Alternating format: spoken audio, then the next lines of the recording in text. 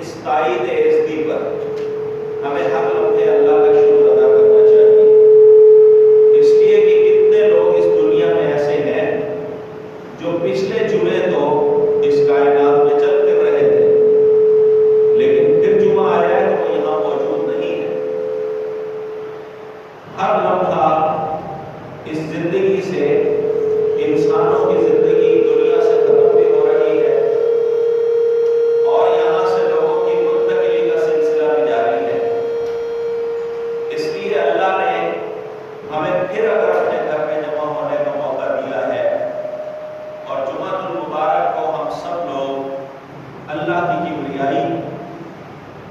کرنے کے لیے، اس کے نظام کے بارے میں کچھ گفت و شنید کرنے کے لیے اور امت کو درپیش حالات اور چیلنجز کے متعلق بات چیت کرنے کے لیے ایک بار پھر جمع ہوئے ہیں، تو اس پر ہم اللہ کا شکر ادا کرتے ہیں۔ جمعۃ المبارک کو نبی کریم صلی اللہ علیہ وسلم نے سید الایام قرار دیا، یعنی یہ دنوں کا سردار ہے، اور اللہ نے رمضان المبارک کو مہینوں کا سردار بنا دیا، لیلۃ القدر کو باقی راتوں پر فوقیت اور فضیلت عطا کر دی، اور اسی طرح جمعۃ المبارک کی نماز کو اور جمعے کے دن کو خاص فوقیت عطا فرما دی، اور اہل ایمان کو یہ تعلیم دی گئی کہ اپنی زندگی کو ہمیشہ اجتماعی شان سے بسر کریں، اور اسلام کا سارا نظام عبادات اسی اجتماعیت پر مبنی ہے، یعنی آپ کو روزانہ حکم دیا گیا کہ دن میں 5 مرتبہ اپنے گھروں سے نکلیں اور اپنے محلے کی مسجد میں جا کر نماز ادا کریں۔ مسجد نہیں ہے تو مسجد کو تعمیر کریں، مسجد میں صفیں نہیں ہیں تو صفوں کو بچھائیں، مسجد میں امام نہیں ہے تو کوئی امام بنے، مسجد میں مقتدی نہیں ہے تو مقتدیوں کو لایا جائے، مسجد کو صاف ستھرا رکھا جائے، نمازیوں کا لباس صاف ستھرا ہو، باوضو ہو کر آئے، پاکیزہ ہو کر آئے، خوشبو لگا کے آئے، صاف ستھرے ہو کر آئے، اور یہ سارے کا سارا کام اقامت صلاۃ کے ذیل میں آتا ہے۔ مسجدوں کو صاف کرنا، وضو کا اہتمام کرنا، صفوں کو بچھانا، امام کا تقرر، اذان کہنا، اقامت کہنا، سنتیں پڑھنا، اجتماعی طور پر اللہ کے حضور پیش ہونا، یہ سب کچھ اقامت صلاۃ ہے، اور اس کو دن میں 5 مرتبہ فرض کیا گیا۔ اور اسی طرح اہل ایمان کو ہدایت دی گئی کہ ہفتے میں ایک دن اپنے محلوں کی بڑی جامع مسجدوں کے اندر جمع ہو جاؤ، اور یہاں جمع ہو کے خطبہ جمعہ بھی سنو، اللہ کی کبریائی بھی بیان کرو، اور جمعے کے دن صبح سویرے اٹھ جاؤ اور صبح سویرے اٹھ کر اللہ کی بندگی اور عبادت میں لگ جاؤ، اپنے آپ کو صاف ستھرا کرو، اپنے بالوں کو ترشواؤ، اپنے ناخن کاٹو، پاکیزگی حاصل کرو، صاف ستھرے کپڑے پہنو، اپنے جسم کو، لباس کو خوشبو لگاؤ، اللہ کا ذکر کرتے ہوئے سورہ کہف کی تلاوت کرو، مسجدوں میں اول وقت میں پہنچو، پہلی صفوں میں جگہ حاصل کرنے کی کوشش کرو، پورے خطبے کو سنو، اور اس کے بعد جب نماز جمعہ ادا کر کے فارغ ہو جاؤ تو اس کے بعد پھر جا کر اپنے روزی اور رزق کی دوڑ دھوپ میں لگ جاؤ۔ اور اسی طرح امت کے اولین دور میں صحابہ کرام کا بھی اور اس کے بعد طویل عرصے تک، صدیوں تک یہ معمول رہا کہ جامع مساجد کے اندر لوگ بہت پہلے آ جایا کرتے تھے، جیسے ہی سورج طلوع ہوتا اس کے بعد لوگوں کی آمد شروع ہو جاتی تھی، اور یہ مسجدوں میں اللہ کے ذکر میں مصروف ہو جاتے تھے۔ اور اسی طرح اسی لیے نبی اکرم صلی اللہ علیہ وسلم نے اس جمعے کے اجتماع کے اندر امت سے خطاب کیا ہے۔ آپ صلی اللہ علیہ وسلم نے جہاں لوگ اکٹھے ہوئے وہاں خطبہ ارشاد فرمایا، کہیں جنازے کی نماز ہے وہاں آپ نے خطبہ ارشاد فرمایا، کسی جنگ پر جا رہے ہیں تو خطبہ ارشاد فرمایا، جنگ سے فارغ ہوئے تو خطبہ ارشاد فرمایا، اللہ نے کامیابی عطا کی تو خطبہ ارشاد فرمایا، اللہ نے ناکامی عطا کی تو خطبہ ارشاد فرمایا، اور اسی طرح خوشی کے موقع پر خطبہ ارشاد فرمایا، نکاح کے موقع پر خطبہ ارشاد فرمایا، عید کے دن خطبہ ارشاد فرمایا، عید الاضحیٰ کے دن خطبہ ارشاد فرمایا، عرفات کے میدان میں خطبہ ارشاد فرمایا، رمضان المبارک میں خطبہ ارشاد فرمایا۔ یہ خطبہ گویا کہ تذکیر کا ذریعہ، یاد دہانی کا ذریعہ ہے کہ لوگوں کو ان کا سبق پھر سے یاد دلایا جائے، اور جمعے کا خطبہ بھی اسی سلسلے کی ایک کڑی ہے۔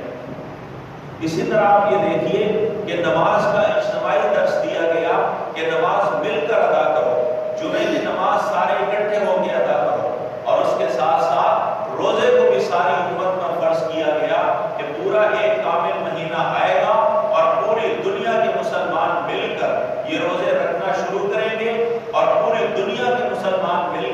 ان روزوں کے اختتام پر لیلۃ القدر میں جاگیں گے، اپنے رب سے مناجات کریں گے، اور اسی طرح عید بھی اکٹھے منائیں گے، اور بڑی بڑی عیدگاہوں کے اندر سال میں ایک مرتبہ اپنے اپنے گھروں سے بچوں اور عورتوں کو لے کر عیدگاہ کی طرف آنے کا حکم دیا گیا کہ امت کی اجتماعیت کا تصور سب پہ واضح ہونا چاہیے۔ معصوم بچے بھی عیدگاہ میں آئیں، خواتین بھی عیدگاہ میں آئیں، حتیٰ کہ اگر وہ مخصوص ایام میں ہیں تو بھی عیدگاہ کے اندر آئیں، تاکہ امت کی شان و شوکت نمایاں ہو۔ وہ نماز بے شک نہ پڑھیں، لیکن امت کی شان و شوکت واضح ہونی چاہیے کہ نبی صلی اللہ علیہ وسلم کی امت کتنی بڑی تعداد میں آج عیدگاہوں کے اندر جمع ہو رہی ہے۔ اسی طرح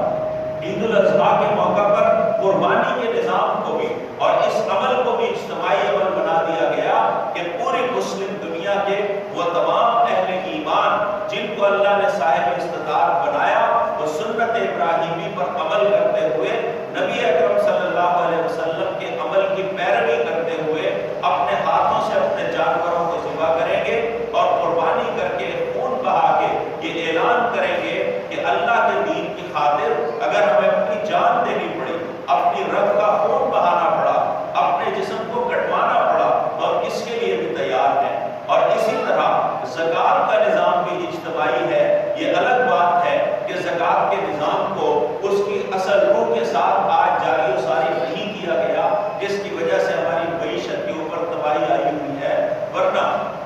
حضرت ابوبکر صدیق کے دور میں، نبی اکرم صلی اللہ علیہ وسلم نے خود، اور حضرت عمر کے دور میں، اور خلفائے راشدین حضرت عثمان، حضرت علی کے دور میں، اور بعد میں بھی ایک طویل عرصے تک امت میں اس نظام زکوٰۃ کو نافذ کیا گیا، اس کے عمال مقرر کیے گئے، اس کے محکمے بنائے گئے، اور پاکستان میں بھی یہ محکمہ موجود ہے، لیکن بددیانتی کا شکار ہونے والا یہ محکمہ، کرپشن کا شکار ہونے والا یہ محکمہ، اس کی اصل فیوز و برکات سے قوم کو اور قوم کے لوگوں کو مستفید کرنے میں ناکام رہا، ورنہ پورے نظام زکوٰۃ کو اجتماعی شکل دی گئی ہے، اور سورہ توبہ میں اس کی باقاعدہ مدات بیان کی گئی ہے، اس کی تحصیل کا طریقہ بیان کیا گیا ہے، اس کا نصاب بیان کیا گیا ہے۔ اور اسی طرح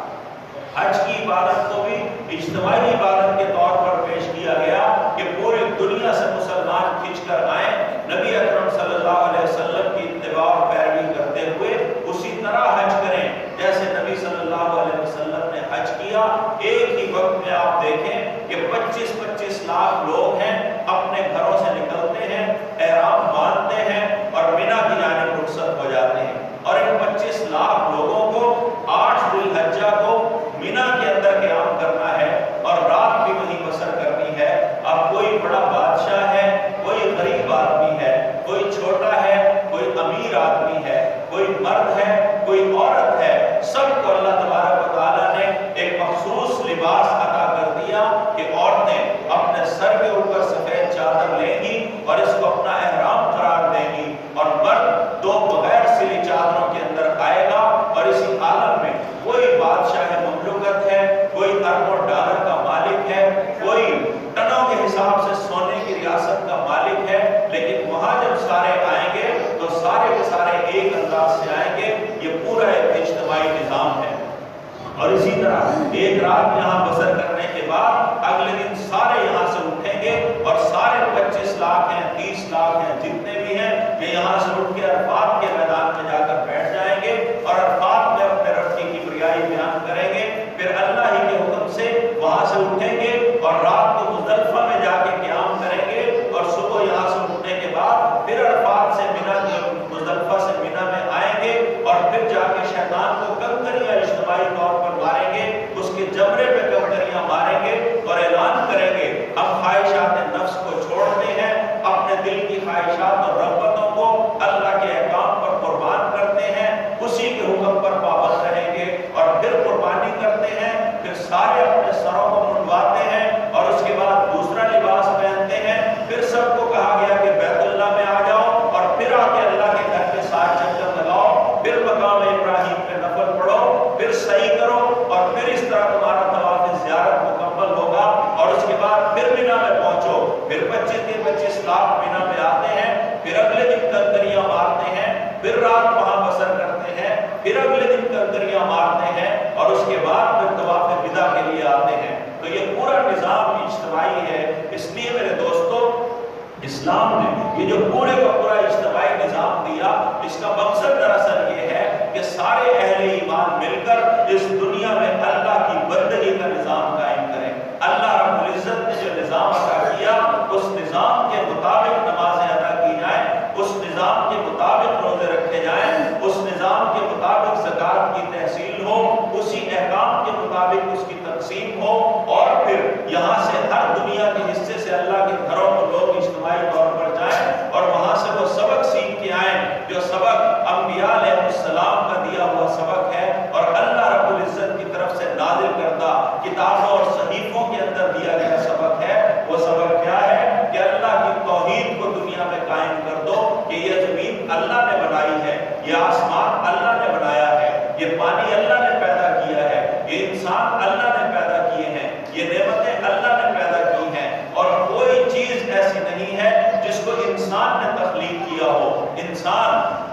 اللہ کے احکامات کا پابند ہے اور اللہ نے جتنی مخلوقات ہیں ان سب کو نافرمانی کا اختیار نہیں دیا. ساری مخلوقات اللہ کی فرما برداری کر رہی ہیں. سورج اپنے وقت پر آتا ہے اور اپنے وقت پہ غروب ہو جاتا ہے، چاند اپنے وقت پہ آتا ہے اور اپنے وقت پہ چلا جاتا ہے، ستارے اور سیارے اپنے مدار کے گرد گردش کر رہے ہیں، درخت اللہ کی تسبیح بیان کر رہے ہیں، چوپائے اور جانور اللہ کی حمد بیان کر رہے ہیں، پرندے یہ بلبل کا نغمہ اور یہ بلبل کی چہچہار، یہ چڑیوں اور پرندوں کی آوازیں، یہ سارے کے سارے خوبصورت نغمے یہ کس کے لیے گائے جا رہے ہیں؟ یہ اللہ رب العزت کی حمد و ثنا بیان کی جا رہی ہے اور کسی کو اختیار نہیں ہے کہ وہ اللہ کی نافرمانی کرے. لیکن ایک انسان جس کو اللہ نے اشرف المخلوقات بنایا ہے، اس اشرف المخلوقات کو اختیار دے دیا کہ یہ چاہے تو اللہ کی فرما برداری کا راستہ اختیار کرے اور چاہے تو اللہ کی نافرمانی کا راستہ اختیار کرے.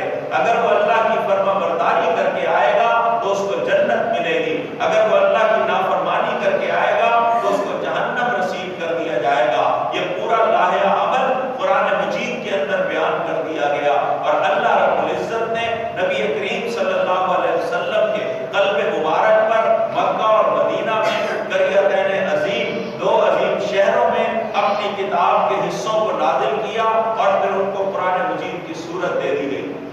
اور یہ قرآن مجید ہے جو پوری دنیا کے مسلمان ایک ہی کتاب کو پڑھتے ہیں. یہ ایسی آفاقی کتاب ہے جس کو اللہ رب العزت نے اس کی حفاظت کا ذمہ خود لیا اور اس کے لفظ لفظ کی حفاظت کو خود کرتا ہے. ہم نے اس قرآن کو نازل کیا اور ہم خود ہی اس کی حفاظت کرنے والے ہیں. اس قرآن کے کتنے معجزات ہیں. اس کا پہلا معجزہ یہ ہے کہ اس کو جو شخص بھی پڑھتا ہے الحمد سے والناس تک اس کو پڑھتے جائیے. اس کو پڑھنے کے نتیجے میں انسان کے دل میں اور شوق پیدا ہوتا ہے. دنیا کی کوئی کتاب ایسی نہیں ہے جس کو آپ ایک بار پڑھ لیں اور پھر دوبارہ آپ کو پڑھنے کو جی چاہے، دوسری بار آپ پڑھ لیں تو تیسری بار پڑھنے کو جی چاہے. کسی بھی مضمون کو، کسی بھی کتاب کو، کسی بھی رسالے کو انسان ایک دفعہ پڑھتا ہے، دو دفعہ پڑھتا ہے، تین دفعہ پڑھتا ہے، پھر اکتا جاتا ہے اور کہتا ہے یہ میری پڑھی ہوئی ہے، اس کو لائبریری کے اندر رکھ دو، جب کبھی ضرورت پڑے گی اس کو نکال کے میں دیکھ لوں گا.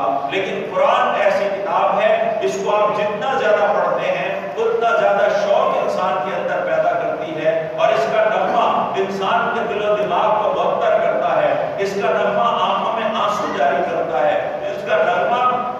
دل میں نرمی پیدا کرتا ہے. اس کا نغمہ کھال کو ڈھیلا کرتا ہے. اس کا نغمہ رقت طاری کرتا ہے. اس کا نغمہ انسان کو اللہ کے قریب کرتا ہے. قرآن کے الفاظ انسان کو موت کی تیاری کی طرف لے جاتے ہیں. قرآن کے الفاظ انسان کے اعمال کو درست کرتے ہیں. قرآن کے الفاظ انسان کی اپنی گردن کو خمیدہ کرتے ہیں. قرآن کے الفاظ انسان کے دل کو موم بناتے ہیں اور انسان ایک منٹ میں کیا سے کیا ہو جاتا ہے. یہ قرآن کا معجزہ ہے کہ اس کو جتنا پڑھا جاتا ہے اتنا زیادہ اس کو پڑھنے کی خواہش پیدا ہوتی ہے. اس کا دوسرا معجزہ یہ ہے کہ دنیا کی کوئی کتاب ایسی نہیں ہے جس کو انسان شروع سے لے کے آخر تک لفظ بلفظ یاد کر سکے، اس کو حفظ کر سکے. وہ جتنا چاہے کسی ایک صفحے کو بھی یاد کرنا چاہے وہ لفظ بلفظ اس کو یاد نہیں کر سکتا. اور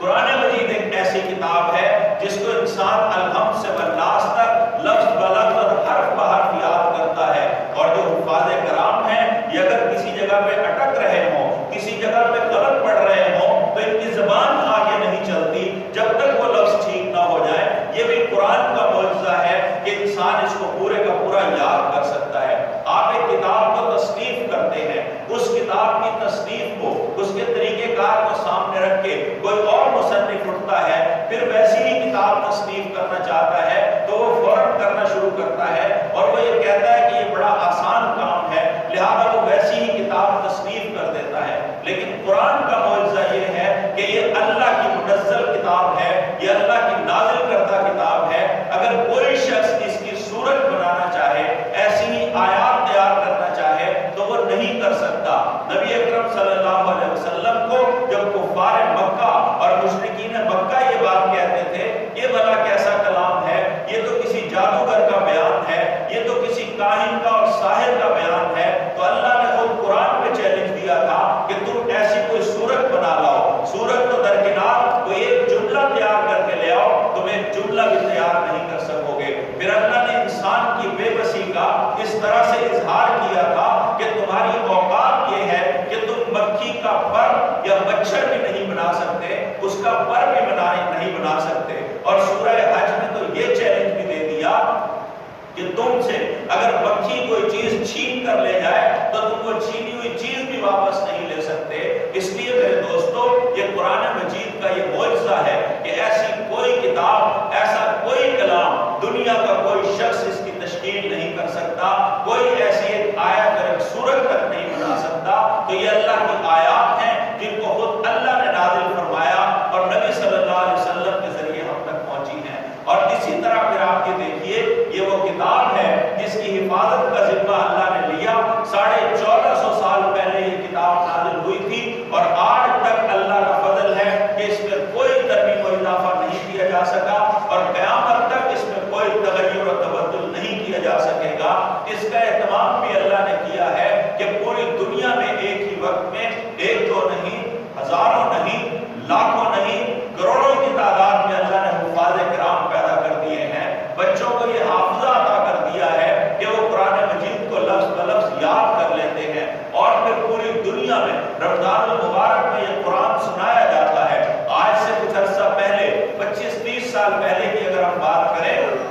تو صورتحال یہ تھی کہ سندھ کے گوٹھوں سے اور سندھ کے مختلف شہروں سے پنجاب کی طرف پیغام آتا تھا کہ ہمارے ہاں کوئی قرآن سنانے والا نہیں ہے، آپ کے ہاں اگر کوئی قرآن سنانے والا ہے تو اس کو بھیج دیں، ہم یہاں تراویح کا اہتمام کرنا چاہتے ہیں۔ اور پنجاب سے حفاظ کرام سندھ کی طرف جایا کرتے تھے، کراچی کے اندر خیبر پختونخوا اور بلوچستان سے حفاظ کرام جایا کرتے تھے۔ اور مسجدوں کی کیفیت یہ تھی کہ نماز تراویح کے اندر کبھی 10 افراد نماز پڑھ رہے ہیں، کبھی 15 افراد نماز پڑھ رہے ہیں، کوئی کھانسی کر رہا ہے، کوئی بیٹھ رہا ہے، کوئی اونگ رہا ہے، کوئی کھڑا ہو رہا ہے، کبھی پڑھانے والا بھول رہا ہے، کبھی سننے والے بھول رہے ہیں۔ یہ کچھ عرصہ پہلے تک یہ کیفیات ہماری مسجدوں میں تھی، لیکن یہ قرآن کی بہار، یہ 15ویں صدی کا معجزہ، یہ سب کچھ ہمارے سامنے آ رہا ہے کہ اللہ کا فضل و کرم ہے کہ ایک ایک مسجد کے اندر اب 5-5 حافظ کھڑے ہوئے ہوتے ہیں، ایک مصلی سنا رہا ہے، 3-4 پیچھے ٹھہرے ہوئے ہیں۔ اب گھروں کی چھتوں پر بھی تراویح ہو رہی ہے، گھروں میں بچیاں بھی قرآن سنا رہی ہیں، خواتین بھی تراویح پڑھا رہی ہیں۔ یہ قرآن کی بہار آ گئی ہے، اور قرآن کی بہار اس طرح کہ مسجدوں کے اندر سینکڑوں کی تعداد میں لوگ نماز پڑھتے ہیں۔ عورتیں نماز کے دوران اپنی نماز پڑھنے کے بعد حرم کعبہ کا چینل لگا لیتی ہیں اور براہ راست مکہ سے اور مدینہ سے، مسجد نبوی سے اور بیت اللہ سے پڑھی جانے والی قرآن کی قرات اور وہاں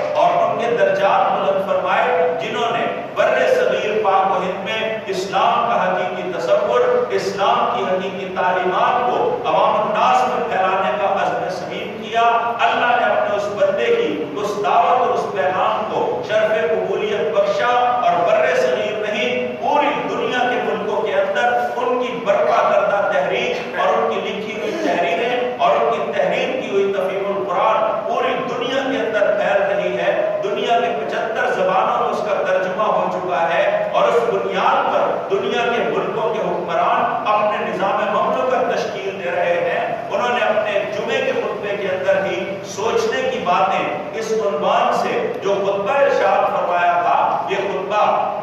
آج بھی اسی طرح تازہ ہے کہ جس میں انہوں نے یہ بتایا تھا کہ قرآن مجید کو با ترجمہ پڑھنا چاہیے، جب آپ اس کو سمجھ کر نہیں پڑھتے تو اس کے نتیجے میں یہ آپ کے اوپر سے گزر جاتا ہے۔ اور تمثیل کے انداز میں انہوں نے بتایا تھا کہ اگر آپ کے پاس کوئی شخص ایسی زبان میں کوئی خط لے کے آئے جس کو آپ جانتے نہ ہو، جو پڑھ نہ سکتے ہو، تو آپ اس خط کو اٹھا کے پھرتے ہیں، اس زبان کے جاننے والے کے پاس پہنچتے ہیں اور جا کر کہتے ہیں کہ یہ چٹھی لیٹر آیا ہے، ذرا پڑھ کے سناؤ اس میں کیا لکھا ہوا ہے، مجھے سمجھ نہیں آ رہی۔ اگر ایک شخص کہتا مجھے معلوم نہیں ہے، وہ دوسرے کے پاس جاتا تھا اور اس سے پڑھ کر سنتا تھا اور سمجھتا تھا کہ اس میں کیا لکھا ہوا ہے۔ بالکل اسی طرح اللہ رب العزت نے بھی ہمارے پاس اپنا ایک خط بھیجا ہے، ہم اس کے ساتھ کیا سلوک کرتے ہیں؟ ہم اس کو رٹا تو لگا لیتے ہیں، اس کو پڑھ تو لیتے ہیں، لیکن اس کی گہرائی میں نہیں جاتے کہ اس میں لکھا ہوا کیا ہے۔ پھر ایک اور بات انہوں نے اس حوالے سے یہ کی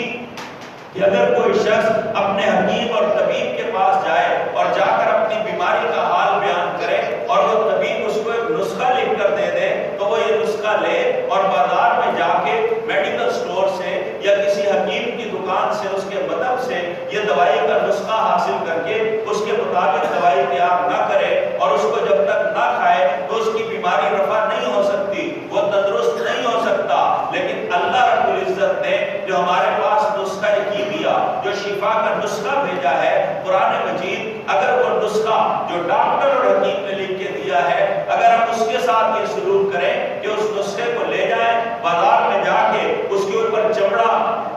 لگوا کے اور اس کی سلائی کرا کے اور اس کو گلے میں ڈال لیں تو کیا ہماری بیماری دور ہو جائے گی؟ لوگ کہیں گے یہ پاگل ہے، ڈاکٹر نے تو اس کو نسخہ لکھ کر دیا کہ اس کے مطابق دوائی لو، یہ دوائی کھاؤ، پھر تمہاری صحت ٹھیک ہو جائے گی۔ لیکن اگر وہ شخص اس نسخے کو لے جائے اور لے جا کے اس کو پانی میں ڈال دے اور پھر پانی میں گھول کر اس کا پانی پینا شروع کر دے تو کیا اس کی بیماری دور ہوگی؟ اس کی بیماری دور نہیں ہوگی۔ اس کو ہر شخص یہ کہے گا کہ بازار سے دوائی خریدو، پنساری سے جا کے یہ اجزاء اکٹھے کرو، پھر اس کے بعد اپنا علاج کرو، آدھے سر کا درد بھی ختم ہو جائے گا، آنکھوں کی بینائی بھی بحال ہو جائے گی۔ لیکن ہم قرآن مجید کے ساتھ مسلسل یہ سلوک کرتے ہیں کہ اس کی آیات کو کاغذ پر لکھتے ہیں اور پھر اس کو پانی میں ڈال دیتے ہیں، پھر اس کو گھول گھول کر پیتے ہیں۔ بھلا کیسے بیماری رفع ہوگی؟ اس لیے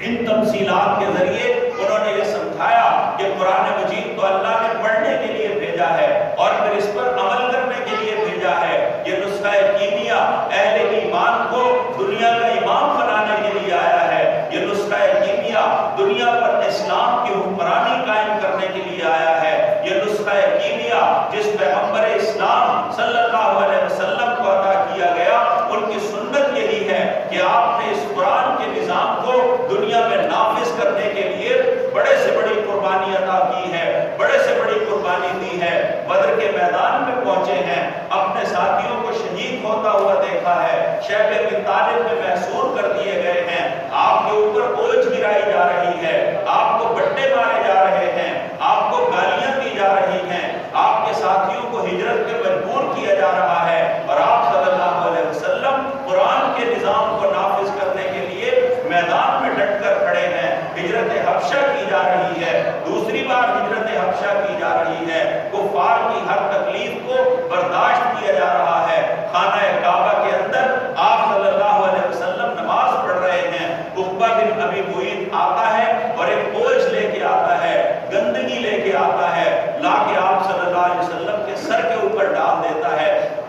اور آپ صلی اللہ علیہ وسلم سجدے میں پڑے ہوئے ہیں۔ پھر حضرت فاطمہ آتی ہیں، اس بوجھ کو آپ کے سر سے ہٹاتی ہیں، گھر لے جا کے آپ کا سر دھوتی ہیں۔ آپ نے یہ تکلیفیں برداشت کی، کیا کفار کو اس سے تکلیف تھی کہ آپ نماز کیوں پڑھتے ہیں؟ نماز سے تو کسی کو تکلیف نہیں تھی۔ نبی صلی اللہ علیہ وسلم خانہ کعبہ میں بھی ہوتے تھے، غار حرا میں بھی جاتے تھے، خلوت گزیدہ بھی ہوتے تھے، عرب کو کوئی تکلیف نہیں تھی، اہل عرب بڑے خوش تھے، اور آپ صلی اللہ علیہ وسلم کو صادق بھی کہتے تھے کہ آپ قول کے سچے ہیں، امین بھی کہتے تھے، اپنی امانتیں بھی آپ کے پاس رکھتے تھے، آپ سے محبت بھی کرتے تھے، آپ کا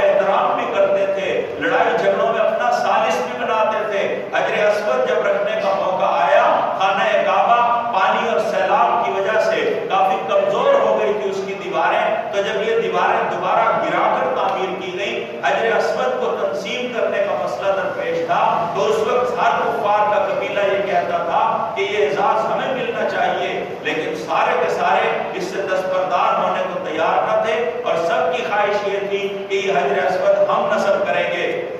ہمارا سردار اس کو رکھے گا۔ نبی صلی اللہ علیہ وسلم کے بارے میں یہ بات مشہور تھی کہ آپ فیصلہ کر سکتے ہیں، لہذا کفار نے مل کر فیصلہ کیا کہ اس پر تیغیں بے نیام کرنے کی بجائے، ایک دوسرے کا قتل مقاتلہ کرنے کی بجائے کسی کو ثالث بنا لیا جائے، اور فیصلہ یہ ہوا کہ کل صبح صادق کے وقت پہ جو شخص خانہ کعبہ سے نمودار ہوگا اس کو ثالث مان لیا جائے۔ اور اگلے دن جب یہ دیکھا گیا تو نبی صلی اللہ علیہ وسلم جب سامنے آئے تو سب نے خوشی کا اظہار کیا کہ یہ ہمارے ثالث ہیں۔ بس پھر آپ صلی اللہ علیہ وسلم نے جب حجر اسود نصب کرنا تھا، آپ نے چادر کو زمین پہ بچھایا، حجر اسود کو اٹھا کے اس پہ رکھا، اور کفار کے جتنے سردار تھے ان قبائل کے، ان سب کو بلایا اور سب کے ہاتھوں میں اس کے پلو تھما دیے، اور سب نے اس چادر کو اٹھایا اور ایک خاص مقام پر پہنچ کر آپ نے اپنے دست مبارک سے حجر اسود کو رکھ دیا۔ اس طرح سب کو یہ اعزاز حاصل ہو گیا۔ اس طرح آپ صلی اللہ علیہ وسلم کو یہ سارے لوگ ثالث بھی تسلیم کرتے تھے۔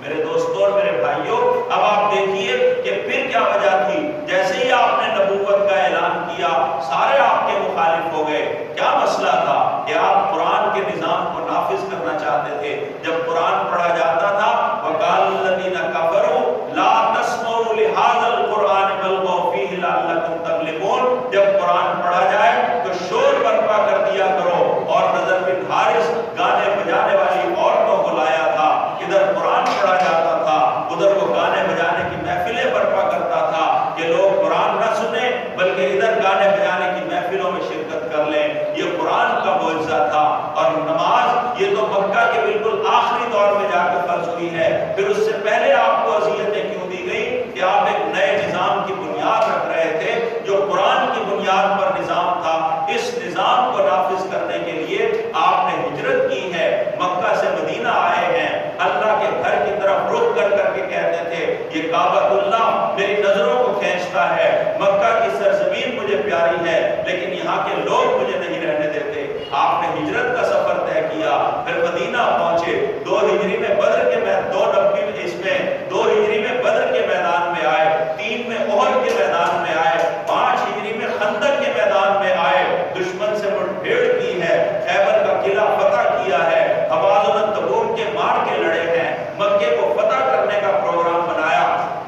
یہ سارے کام آپ نے کس لیے کیے؟ کہ اللہ کے دین کو دنیا میں نافذ کرنا ہے، اپنی شریعت کو اس دنیا کا قانون بنانا ہے، اللہ کے قرآن کو حاکم بنانا ہے۔ یہ وہ عظیم الشان مقصد تھا جس مقصد کی خاطر آپ صلی اللہ علیہ وسلم نے 13 سال مکہ میں اور 10 سال مدینہ میں ایک جان گسر جدوجہد کی، اور پھر حجۃ الوداع کے موقع پر عرفات کے میدان میں یہ اعلان کر دیا کہ آج دین مکمل ہو گیا، اور یہ بھی فرما دیا کہ ممکن ہے کہ اس کے بعد ہماری اور آپ کی ملاقات نہ ہو سکے۔ گویا کہ دین بھی مکمل ہو گیا، شریعت بھی مکمل ہو گئی، اور آپ کا مشن بھی مکمل ہو گیا، اور اگلے سال آپ اس دنیا میں نہیں ہوں گے۔ اور اس طرح آپ نے ایک پورا نظام ہمیں دے دیا اور فرمایا کہ تمہارے درمیان 2 چیزیں چھوڑے جا رہا ہوں، ایک اللہ کا قرآن اور ایک نبی اکرم صلی اللہ علیہ وسلم کا فرمان۔ ان 2 چیزوں کو تھامنا، دنیا میں غالب رہو گے،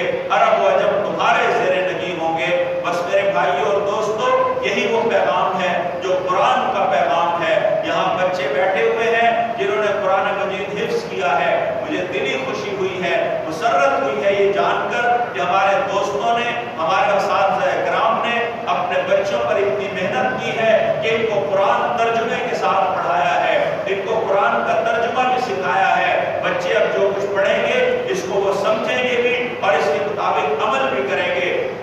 حفاظ کرام کے جو درجے بیان کیے گئے ہیں وہ یہی ہیں کہ روز محشر ان کو کہا جائے گا کہ قرآن کی آیات کو پڑھتے جاؤ اور جنت کے زینے پہ چڑھتے جاؤ، جہاں تک قرآن پڑھتے جاؤ گے جنت کے بالا خانے تمہیں ملتے جائیں گے، اپنے خاندان کے 10 افراد کی بخشش کروا سکیں گے۔ والدین کو، جو بچوں کے حفاظ کے والدین ہیں، اللہ تعالیٰ ان کو عزت و تکریم کے تاج سے نوازے گا، ان کے چہرے نور سے جگمگا رہے ہوں گے۔ محنت تو بچے نے کی ہوگی، حفظ تو بچے نے کیا ہوگا، لیکن تاج ان کے والدین کو پہنایا جائے گا۔ وہ اس لیے کہ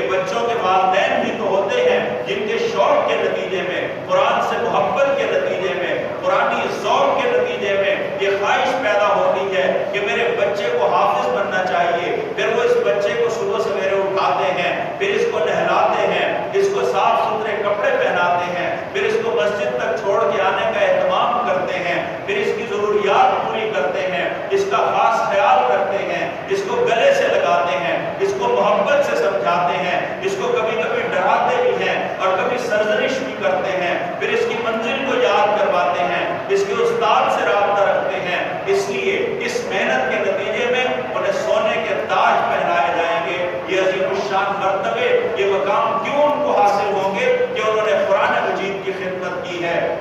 اور قرآن کے بارے میں نبی صلی اللہ علیہ وسلم نے ارشاد فرمایا کہ اگر تم دنیا میں سعادت مندوں کی زندگی چاہتے ہو اور شہداء کی موت چاہتے ہو، روز حشر میں اگر نجات چاہتے ہو، پیاس کے دن میں اگر سیرابی چاہتے ہو، راستہ گم ہو جانے کے دن میں رہنمائی اگر چاہتے ہو، نفسا نفسی کی کیفیت میں اللہ رب العزت کا فضل چاہتے ہو، اپنے رب کا سایہ اگر چاہتے ہو، اور میزان میں اور اپنے راستہ گم ہو جانے کے دن میں رہنمائی چاہتے ہو، تو قرآن پڑھو۔ یہ رحمان کی یاد ہے، یہ میزان میں وزن کی چیز ہے، اور راستہ بھٹکنے کے دن میں راستہ دکھانے والی بہترین کتاب ہے۔ اس کتاب کو پڑھو۔ جب اس کتاب کو پڑھو گے تو اس کے نتیجے میں تمہارے قدم اور تمہارے بستر تمہیں بیٹھنے نہیں دیں گے، بلکہ تمہیں میدان عمل میں لا کے کھڑا کر دیں گے، اور میدان میں باطل سے نبرد آزمائی کے لیے تیار کر دیں گے، بڑے سے بڑی قربانی کے لیے تمہیں تیار کر دیں گے، اور تمہیں انفاق کے لیے تیار کر دیں گے، اپنا مال اللہ کی راہ میں خرچ کرنے کے لیے۔ اس قرآن کی تعلیم تمہیں تیار کر دے گا اور تمہیں اگلے مورچوں پر بھیج دے گا، اور ہر باطل پرست سے تم اٹھ کے لڑ جاؤ گے۔ اس کے نتیجے میں اللہ خوش ہوگا، اور پھر تمہارا دنیا و آخرت کا تمام سفر آسان کر دے گا۔ آج کے دور میں اس وقت فتنے پیدا ہو رہے ہیں، ان فتنوں کا علاج بھی یہی ہے کہ ہم قرآن مجید کے ساتھ اپنے تعلق کو مضبوط کریں، اس کی تلاوت بھی کریں، اس کو سمجھ کے پڑھنے کی کوشش بھی کریں، اپنے بچوں کو بھی اس جانب راغب کریں، جو حفاظ بنے ہیں ان کے حفظ کی حفاظت بھی کریں۔ اس لیے کہ عموماً ہوتا یہ ہے کہ شوق میں بچوں کو حافظ تو بنایا جاتا ہے، لیکن بعد میں یہ بچے اس حفظ کو بھولنا شروع کر دیتے ہیں۔ جب دوسری تعلیم کی طرف جاتے ہیں، عصری تعلیم کی طرف جاتے ہیں، تو قرآن سے تعلق ذرا کمزور ہو جاتا ہے۔ لہذا آج کا جو اللہ کا فضل ہے کہ اس وطن عزیز پاکستان میں جو 20 کروڑ کی آبادی کا ملک ہے، دنیا بھر کے سروے ہوئے ہیں، ہر سروے یہ بتا رہا ہے کہ اس وقت پاکستان میں 1 کروڑ کے قریب حفاظ کرام ہیں، 1 لاکھ بچیاں ہر سال شہادت العالمیہ کا کورس پاس کر رہی ہیں، لاکھوں حفاظ تیار ہو رہے ہیں، ہر 20واں فرد حافظ قرآن ہے۔ قرآن سے تعلق مضبوط ہو رہا ہے کہ کس حالت میں جب سیکولرزم کی یلغار ہے، قرآن کی تعلیمات کے اوپر حملے ہیں، ختم نبوت پر حملے ہیں، جتنی سزا دی جا رہی ہے یہ اتنا ذوق نیا پھیلا رہی ہے، اور اس کے نتیجے میں قرآن سے محبت بڑھتی جا رہی ہے۔ اس لیے میرے دوستو،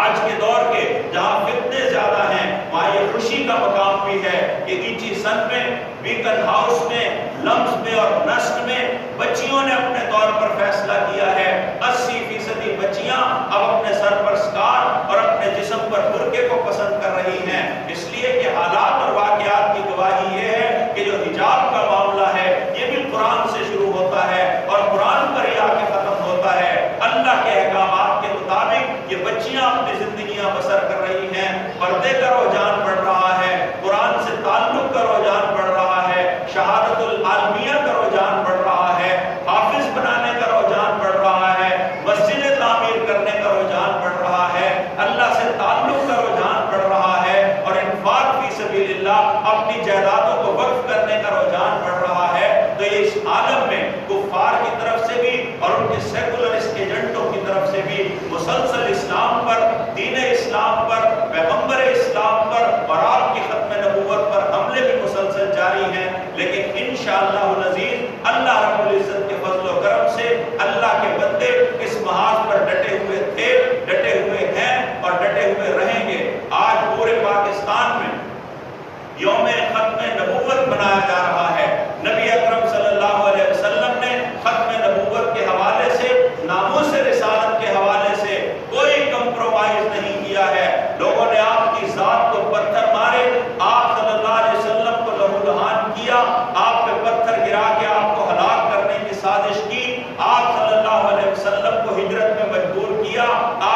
قتل کے منصوبے بنے، آپ پہ اوجھ ڈالی گئی، آپ نے ہر تکلیف کو برداشت کر لیا، ہر بات کو گوارا کر لیا، اور اس کے بعد اپنے مخالفین کے لیے، اپنے دشمنوں کے لیے اللہ کے سامنے ہاتھ اٹھا کر دعائیں مانگی، سجدوں میں گر کر دعائیں مانگی، کفار کو مسلمان کرنے کے لیے دعائیں مانگی، اپنی دعاؤں میں عمر ابن حشام اور عمر بن خطاب میں سے ایک کو مانگا، اللہ نے ہر دعا کو قبول فرمایا۔ اس لیے میرے دوستو، لیکن ناموس رسالت اور ختم نبوت ایسے معاملے ہیں، اس میں تعلیمات نبوی بالکل واضح ہیں۔ کعب بن اشرف ایک یہودی تھا، نبی صلی اللہ علیہ وسلم کی شان میں گستاخی کرتا تھا، ہجب کرتا تھا، بدتمیزیاں کرتا تھا۔ آپ صلی اللہ علیہ وسلم نے اپنی مجلس میں بیٹھے صحابہ کرام سے پوچھا، کون ہے جو کعب بن اشرف کا سر کاٹ کے میرے سامنے لا کے رکھے؟ محمد بن مسلمہ رضی اللہ تعالیٰ عنہ، انہوں نے کہا یا رسول اللہ صلی اللہ علیہ وسلم، یہ کام میں سر انجام دوں گا۔ آپ نے اس کو ٹاسک دیا، اور یہ کعب بن اشرف جو یہودی تھا، جس کو خوشبو سے بڑا پیار تھا، عیش و عشرت کا دل دادا تھا، یہ اپنے باغ کے اندر اپنے عیش کرنے میں اپنی اہلیہ کے ساتھ تھا، اس کے سر میں خوشبو تھی، اس کے ساتھ محمد بن مسلمہ نے اتنی دوستی کو مزید فروغ دیا، اور اس قدر دوستی اس کے ساتھ گانٹ لی کہ ایک دن رات کی چاندنی تھی، اس دن جا کے دروازے پر دستک دی اور محسوس یہ کرایا کہ آج چاندنی رات ہے، اس کا نظارہ دیکھنے کے لیے ہم پہاڑوں پر چلیں گے، اللہ کی کائنات کو دیکھیں گے، آسمان کے نظارے دیکھیں گے، اپنی آنکھوں کو تراوٹ اور ٹھنڈک بخشیں گے۔ یہ بات کا منصوبہ بنا کر محمد بن مسلمہ نے جا کر جب ان کے دروازے پر دستک دی تو ان کی اہلیہ نے کہا، مجھے لگتا یہ ہے کہ اس آنے والے کے ہاتھوں میں تمہارا خون بہنے والا ہے، لیکن اس نے کہا کہ نہیں، محمد بن مسلمہ تو میرا دوست ہے۔ محمد بن مسلمہ نے آپ صلی اللہ علیہ وسلم کی اجازت سے اس کو دھوکے میں بھی رکھا، اور پھر اس کو باہر بلایا۔ جب وہ باہر آیا، اس کے ساتھ ہاتھ میں ہاتھ ڈال کر چل پڑے، تھوڑا سا دور فاصلے تک گئے، دیگر ساتھی بھی چھپ کر بیٹھے ہوئے تھے، اور وہ بھی انتظار میں تھے کہ کب محمد بن مسلمہ اپنا کام دکھائیں گے۔ محمد بن مسلمہ رضی اللہ تعالیٰ عنہ نے اپنے دوست کعب بن اشرف سے یہ کہا، دوست تو کیا تھا، ایک بناوٹی دوست تھا، اس لیے کہ جو نبی کا دشمن تھا وہ کسی صحابی کا دوست نہیں ہو سکتا۔ اس نے کہا کہ میں آپ کے سر میں ہاتھ لگانا چاہتا ہوں، آپ کے بالوں کی خوشبو سے اپنی انگلیوں کو تر کرنا چاہتا ہوں، مجھے اس کی اجازت دے دو، مجھے تمہارے سر سے بہت اچھی خوشبو آ رہی ہے۔ اس نے کہا کہ تمہیں اجازت ہے، اور انہوں نے ایسے اس کے سر میں ہاتھ پھیرنا شروع کر دیا۔ اس کے بال بڑے بڑے تھے، اور جب خوب انہوں نے ان کے سر میں ہاتھ پھیرا، ان کے جسم کے اوپر ہاتھ لگایا، اور جب عین اس کے بال قابو میں آ گئے، فوراً اس کی گردن کو موڑ دیا، اور دوسری جانب سے ایک اور صحابی نکلے، اور انہوں نے مل کر اس کی گردن کو کاٹا، اور نبی صلی اللہ علیہ وسلم کی خدمت میں لا کر پیش کر دیا۔ آپ نے اس کو دیکھ کے تبسم فرمایا کہ تم نے دشمن رسول خدا کے سر کو قلم کر کے میرے سامنے لا کر رکھ دیا ہے۔ اور میرے دوستو، یہ جو ختم نبوت کا معاملہ ہے، اس پر کوئی کمپرومائز نہیں ہے۔ نبی صلی اللہ علیہ وسلم اس دنیا سے پردہ فرما چکے، صدیق اکبر نے خلافت کا منصب سنبھال لیا، ادھر سے مسیلمہ کذاب اور دیگر جھوٹے مدعیان نبوت سامنے آنے لگے۔ حضرت ابوبکر صدیق نے ان کے خلاف جہاد کا اعلان کر دیا، تو حضرت عمر رضی اللہ تعالیٰ عنہ نے ان کے ساتھ مشورہ کیا، لیکن اس مشورے میں یہ بات طے پائی کہ ختم نبوت پر کوئی کمپرومائز نہیں کیا جائے گا۔ اور پھر آپ نے ان سارے کے سارے لوگوں کے خلاف جنگ کی ہے، جہاد کیا، اور اس فتنے کی بیرکنی کی ہے۔ یہ مسئلہ کب سے چلا آ رہا تھا، لیکن 1974 میں تحریک ختم نبوت کے نتیجے میں اللہ کے فضل و کرم سے مولانا مودودی کا کتابچہ قادیانی مسئلہ جو 1956 میں لکھا گیا تھا، اس بنیاد پر ان کو پھانسی کی سزا سنائی گئی تھی، اور پھر وہ پھانسی عمر قید میں تبدیل ہو گئی تھی، اور مولانا محترم کو پھر یہاں ملتان کی نیو سینٹرل جیل میں لا کر بند کر دیا گیا تھا۔ 35 مہینے تک انہوں نے قید کاٹی تھی، اور اس کے بعد ان کو رہائی ملی تھی، اور اس کے بعد یہ تحریک آگے بڑھ رہی تھی۔ تو یہ ملتان بڑا خوش نصیب شہر ہے کہ نشتر میڈیکل کالج کے طلبہ تھے جنہوں نے یہاں سے سفر کا آغاز کیا، اسلامی جمعیت طلبہ سے ان کا تعلق تھا، ٹور پر جا رہے تھے، ربوہ ریلوے اسٹیشن پر خاتم الانبیاء مصطفیٰ مصطفیٰ کے انہوں نے نعرے لگائے، اور اس کے بعد اپنے رات بڑی ناگوار گزری. انہوں نے ٹرین کی ٹائمنگ کا پتہ کیا اور جب وہی ٹرین واپس آئی یہ اس کے ڈبوں میں گھس گئے. ہمارے نوجوان طلبا کو ان کی ٹرین سے اتار لیا اور ان کو مار مار کے ادھواں کر دیا. ان کے ہاتھ پاؤں توڑ دیے, ان کو شدید زخمی کر دیا. فیصل آباد جماعت کے دفتر میں یہ اطلاع پہنچی کہ ایسا واقعہ ہو گیا ہے. فوری طور پر مجلس عمل تشکیل دی گئی اور اس کے بعد ان طلبا کو, ان نوجوانوں کو ہسپتال لایا گیا. پھر پورے ملک کے اندر قادیانیوں کے خلاف ایک تحریک شروع ہوئی اور دیکھتے ہی دیکھتے ایک سال کے عرصے کے اندر پورے پاکستان میں یہ تحریک پھیل گئی. اور 7 مارچ 1974 کو اسمبلی کے فلور کے اوپر ایک مسودہ پیش ہوا. مولانا مفتی محمود, پروفیسر غفور احمد, مولانا شاہ احمد نورانی, یحییٰ بختیار, شورش کاشمیری, مولانا اللہ وسایا اور ان سارے لوگوں نے پورے پاکستان میں ایک عظیم جدوجہد کی. اور 7 تاریخ کو پاکستان کی اسمبلی نے قادیانیوں کو غیر مسلم اقلیت قرار دیا. 295 سیٹ ہمارے دستور کا حصہ بن گئی. وہ دن ہے اور آج کا دن ہے. قادیانی دل ملاتے ہیں, انگاروں پر لوٹتے ہیں, دستور پاکستان سے اس دفعہ کو ختم کرانا چاہتے ہیں. ناموس رسالت اور توہین رسالت کے حوالے سے تمام قوانین کو ختم کرانا چاہتے ہیں. ہر دور میں یہ کوشش کرتے ہیں لیکن ناکام و نامراد ٹھہرتے ہیں. اب ایک بار پھر اسی باسی کڑی میں ابال آیا اور پچھلے دنوں اسمبلی میں پھر یہ کوشش ناپاک سازش تیار کی گئی کہ 80 نوٹوں کے بیچ میں ایک جعلی نوٹ کو بھی چھپا دیا جائے اور ترمیم کے انداز میں حلف نامے کو اقرار نامے سے بدلنے کی کوشش کی گئی. اور قادیانیوں کو خوش کرنے کے لیے امریکہ اور برطانیہ میں بیٹھے قادیانی لابی کے بڑے بڑے ہائی اپس کو اور لابسٹ کو خوش کرنے کے لیے پاکستان کے حکمرانوں نے یہ کام کیا. اس کے بعد یہ کہا گیا جب صاحبزادہ طارق اللہ نے اسمبلی کے فلور پہ کھڑے ہو کر اس کو تشخیص بام کیا تو کہنے لگے کہ نہیں, ہم آپ کی ترمیم کو مسترد کرتے ہیں. آپ نے بات کو سمجھا نہیں ہے. 3 دن تک یہ نون لیگی گزرا, ٹی وی پر آ کے اس کے حق میں دلائل دیتے رہے. جب احتجاج بڑھا تو پھر کہا کہ یہ کلیریکل مسٹیک تھی اور اس کے بعد نیا مسودہ تیار ہوا. پھر اس کو واپس لینے کا اعلان کیا گیا. لیکن پنجاب کا وزیر قانون رانا ثناء اللہ, اس نے پھر ٹی وی کے اوپر انٹرویو دیا کہ قادیانیوں کے کافر ہونے میں یا مسلمان ہونے میں علماء کا اختلاف ہے. رانا ثناء اللہ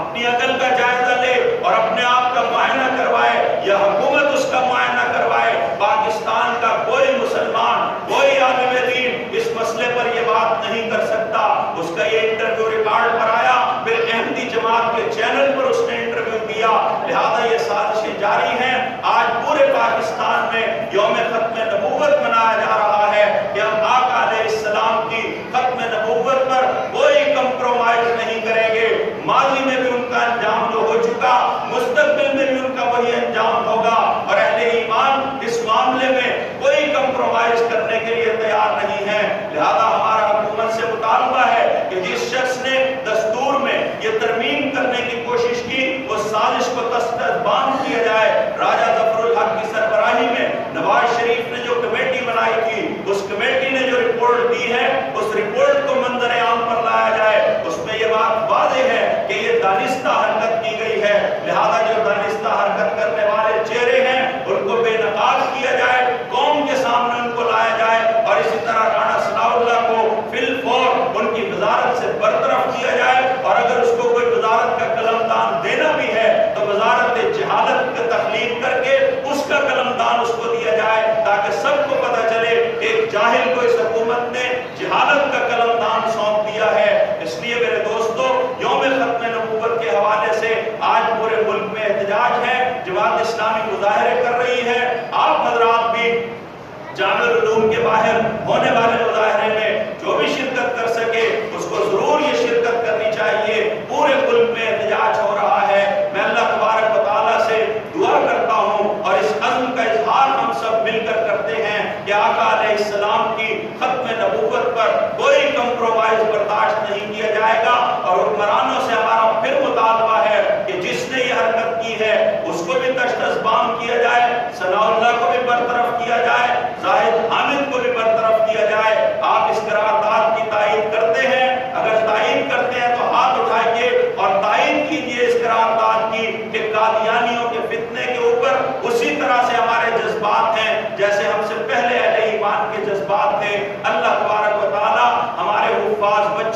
حفاظت فرمائے، اور انہوں نے قرآن مجید حفظ کرنے کا جو عظیم سعادت حاصل کی ہے، اس سعادت پر میں ان کو مبارکباد پیش کرتا ہوں، ان کے والدین کو مبارکباد پیش کرتا ہوں، ان کے اساتذہ کو مبارکباد پیش کرتا ہوں۔ اللہ تبارک و تعالی ہمیں قرآن و سنت کے مطابق